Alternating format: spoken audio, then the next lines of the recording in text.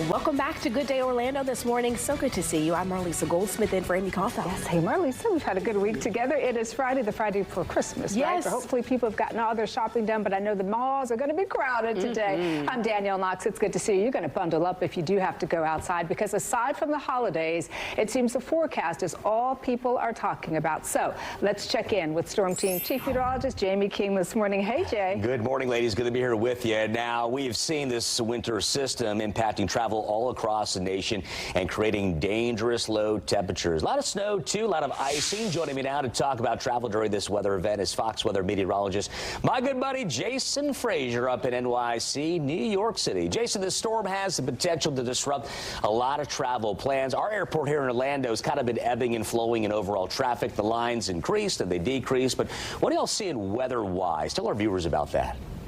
Yeah, good morning to you, Jamie, and good morning, everybody in the Orlando area. So if you have any family members or friends that are going to be traveling either from or to the Midwest or the Northeast, they're going to have to deal with this. I'm calling it the nightmare before Christmas, because we got snow west of I-95, including for those of you in Buffalo as well as Cleveland. East of there right now, we're in a lull of seeing some rain showers. But, I mean, take a look at the misery map here. Already, we got 1,400 flights that have been delayed.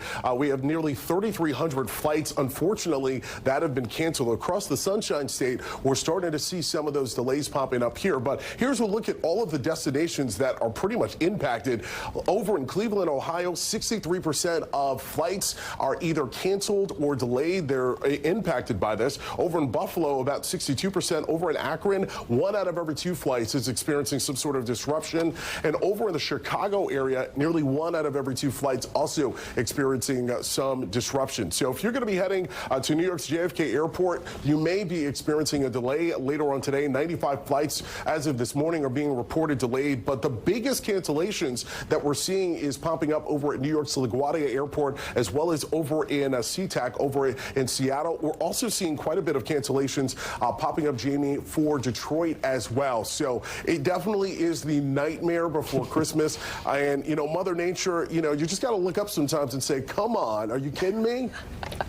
I've been doing it all morning long. I mean, the temperatures, Jason, the sub-zero nature of them, and then the wind chill on top of that, well below zero.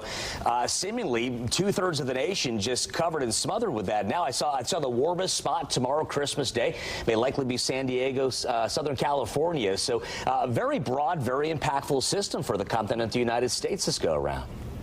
Yeah, so what's been interesting is this morning, ahead of this storm, we've been seeing a much more warmer air. So here in New York City, we're in the mid-50s, but in Atlanta right now, they're in the teens. And so all of this cold weather is going to continue to push eastward. So for the eastern half of the country, it's going to be below normal. And, I mean, we're even seeing some colder temperatures popping up in the Jacksonville area, just north of where you guys are.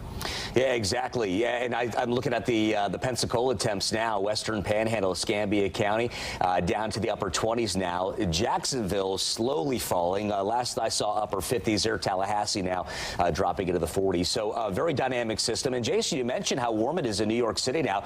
You've got rain. You've got some coastal flooding, I believe, out in some of your coastal zones here in New York. But you guys are kind of in that warm sector now. But as you mentioned, that won't last forever. That cold's coming your way as well. Absolutely. So the warmth right now is the reason why many people on the eastern half of the Northeast right now are experiencing that rain. But, I mean, you talked about that wind.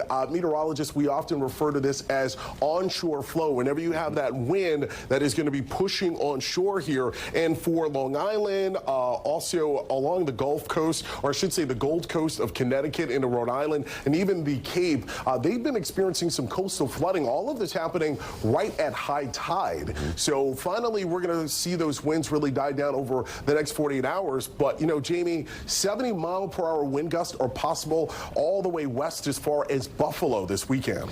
Yeah, we've got the big king tides kicking down here, Jay. It's we've got coastal flooded issues, advisories, if you will, through tomorrow morning. So very broad, very impactful. Jason Frazier, we certainly appreciate your expertise at the most powerful name in weather, Fox Weather. Make sure you download that app.